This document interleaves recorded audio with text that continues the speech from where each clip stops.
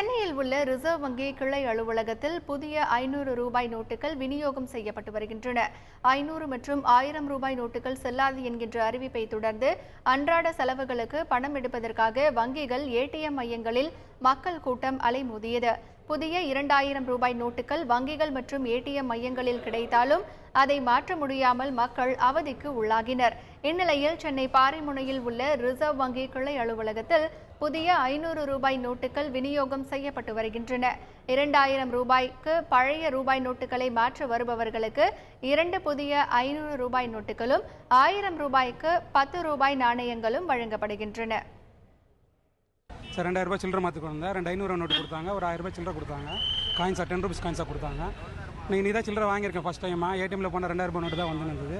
நான் first time இனி தான் 500 பார்க்குறேன். இனி தான் 500 ஒரு 1000 ரூபாய் சேஞ்ச் கொடுத்தாங்க சார். பொதுமக்கள் நீண்ட வரிசையில் காத்திருந்து புதிய 500 ரூபாய் நோட்டுகளை பெற்றுச் செல்கின்றனர். புதிய 500 ரூபாய் நோட்டுகள் சரளமாக விநியோகம் செய்யப்படுவதால் சில்லறை தட்டுப்பாடு படிப்படியாக குறையும் என்று எதிர்பார்க்கப்படுகிறது.